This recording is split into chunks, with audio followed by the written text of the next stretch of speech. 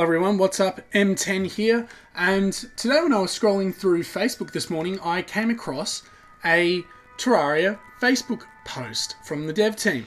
So I did what everyone would do, dropped a fat care react on it, and went to check out the forums. Alrighty, so let's check out this new thread. What was old is made new again, revisiting the Terraria experience. So in this thread, they're going over big rebalances to the game, changes of sprites, changes of how things work, and we're going to have a quick look through that together. So to start off with, they have got the Golem, which has had a nice new resprite, and it says, our friend the Golem has some new surprises in store for you. So it looks like they have buffed this boss, which, to be honest, it needed a buff. Let's be honest here. The Golem was quite easy in comparison to a lot of the other bosses. And it looks like the King Slime has also learnt to teleport up the top of ropes. So everyone's method of defeating this thing is has gone down the drain now, which is, oh no. And it also looks like the Moon Lord can fire his laser through blocks now. So I'm wondering if this will be all lasers or just the big main laser. We'll see how that plays out as well. Look, to be honest, this was probably a necessary change too. It's a little bit cheesy that you can just defeat the final boss of the game by hiding in a little box, you know? Anyway, we've got some big weapons and armor changes. So, here, short swords are now going to be ridiculously overpowered. Look at this. They can attack in multiple directions now and not just directly in front. However, something I also want to point out is look at the player's eyes. It looks like they get bloodshot there, and then it slowly disappears. And I'm trying to work out if that's like a new rage mechanic or something there that's going on. If the player's angry, or whether it's a specific feature for the copper short sword. I'm not really sure. But yeah, the player's eyes get bloodshot, so I'm wondering if this is a new buff or something like that. Flails, look at this. Flails felt left behind by the introduction of Yo-Yo, so they have all new functionality to restore their status as useful weapons. Look at this. Look at this. It just whips around and hits stuff. That's pretty cool.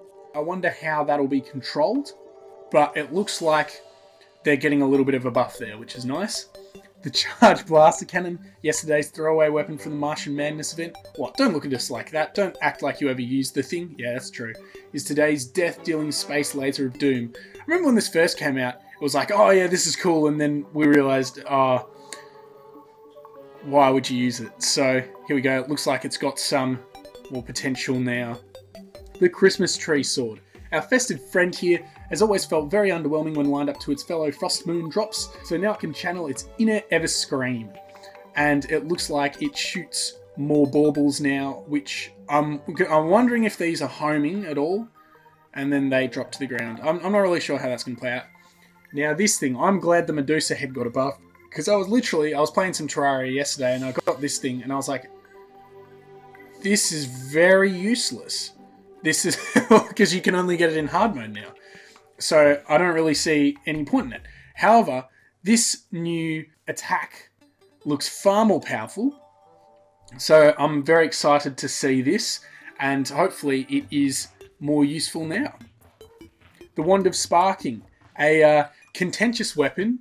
The Wand of Sparking has been a bone of contention for some time in regards to feeling underpowered. No longer, damage increased from 8 to 14, speed increased from 28 to 26, now has a 10% crit chance to inflict on fire increased from 33% to 50%. Now this thing's going to be ridiculous. Left, right and centre, you're going to be destroying the Wall of Flesh, you're going to be destroying the Moon Lord with this thing now. Also, I'd like to point out the little heart cloud there. Magic Missile. This is something I'm glad about. The Magic Missile has been overhauled to be more lethal and fun to use than ever before. Projectile is faster and has homing if you release it. Has a moderate area of effect, damage, explosion on impact. So this is nice. Yeah, Magic Missiles and Flame Lash felt a bit lacking. I remember on, on mobile, I don't know if this is still the case, but you could hold down the Magic Missile and the Flame Lash so that it would keep shooting and it would stack into this big thing, and it was pretty useful because it would stack up to like 400 damage. I don't know if they're implementing that feature on here, but it was good there. Hallowed Armor.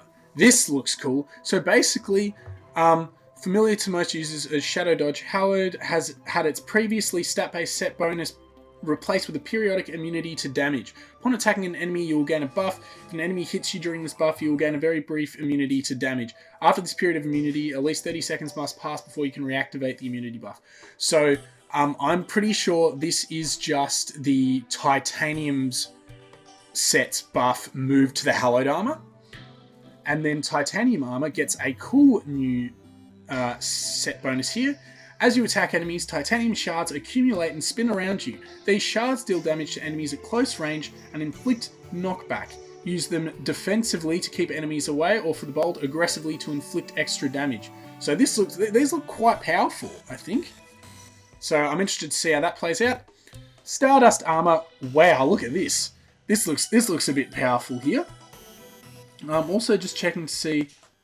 No, that's just a little bone thing. Okay, Stardust Guardian now has a much more vigorous and aggressive attack. He will attack automatically without prompting. All resemblance to a certain anime is purely coincidental. Yes. Solar Armor.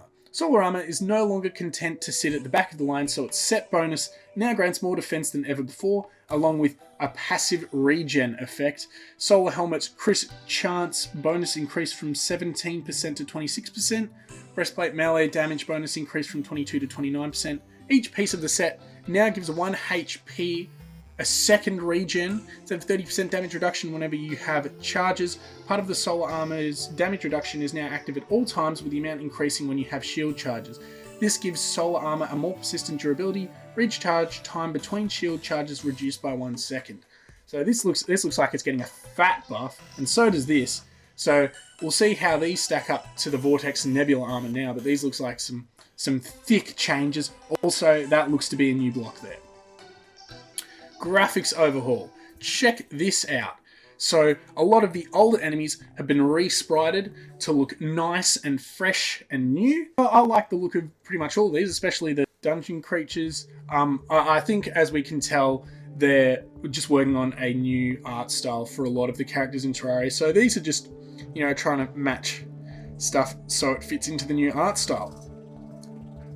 As we can see here, none of these look like major graphics changes. I especially like the new goblins. I think they look pretty cool. The only one that looks a little bit weird to me is the SDMG, personally. But yeah, I think these look cool. And yeah, because a lot of these, such as the goblins and the harpies and stuff, have been pretty much unchanged since 1.0. So there is a time and place where they do need a bit of an update. Also, these here are pretty cool. As you can see, these are backing images, and these have been nicely updated. Look at these two here in particular. I really like the look of them. Yeah, so as we can see, the backgrounds are getting a nice overhaul, and we can see how they look. That looks quite nice in my opinion. I'm liking a lot of these new spriting changes, so I hope you all are enjoying the looks of these too. I just want to say a massive thank you to the devs for doing consistent work on this game and providing free updates for 10 years now for a game that's only $15. That is pretty incredible. Any new content is much appreciated in my opinion. It looks like there's going to be so much new stuff here, and it just basically, from the looks of it, it seems like they're filling out the game to its maximum potential. So they're getting rid of all this stuff that's unbalanced or just doesn't have a use, and they're trying to make it useful. So I think that's awesome, and I'm excited to see what the update has in store. As of recording this, there is 11 days until it comes out, so I'm very excited for that. Anyway, like I said, thank you very much. So, with that all said and done, I just want to thank you all for watching this video. If you want to see more Terraria spoilers as they are released, please make sure to leave a like, subscribe, comment, turn on that notification bell, because I will be making so many Terraria 1.4 videos when it comes out. Anyway, thank you very much for watching, and I will see you all next time.